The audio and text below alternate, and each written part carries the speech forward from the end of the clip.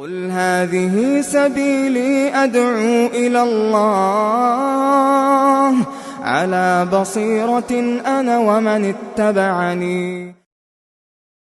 يا أيها الذين آمنوا قوا أنفسكم وأهليكم نارا وقودها الناس والحجارة عليها ملائكة غلاظ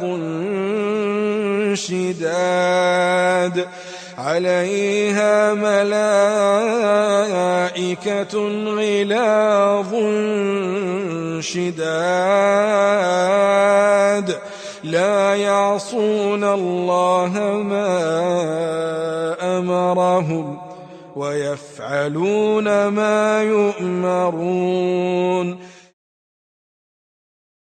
نوصيكم كذلك ولا سيما المتأهلون منكم أن تحفظوا أهليكم وأولادكم الذكور والإناث بأن تراعوهم وتمنعوهم مما لا ينبغي في الأسواق ومشاهدة الأفلام وما أشبه ذلك، لأنكم مسؤولون عنهم بدلالة الكتاب والسنة. قال الله تعالى: يا أيها الذين آمنوا قوا أنفسكم وأهليكم نارا وقودها الناس والحجارة عليها ملائكة غلاظ شداد لا يعصون الله ما أمرهم ويفعلون ما يؤمرون. غلاظ في الطباع، شداد في الأجسام والقوة، لا يعصون الله ما أمرهم ويفعلون ما يؤمرون. وقال النبي صلى الله عليه وسلم: الرجل راع في أهله ومسؤول عن رعيته، والمرأة راعية في بيت زوجها ومسؤولة عن رعيته.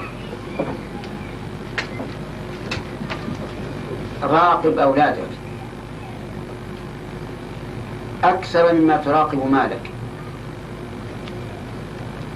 لأن المال إذا راقبته وحفظته وحافظت عليه فإنه إما أن يفنى في حياتك وإما أن يبقى بعد موتك ويكون لمن أجيبه، يكون للوارث. لكن أولادك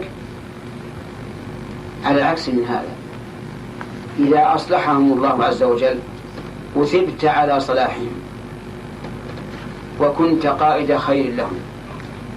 واستمع إلى قول النبي صلى الله عليه وعلى آله وسلم: إذا مات الإنسان انقطع عمله إلا من ثلاث: صدقة جارية، أو علم ينتفع به، أو ولد صالح يدعو له. حافظ على الأهل، حافظ على الأولاد،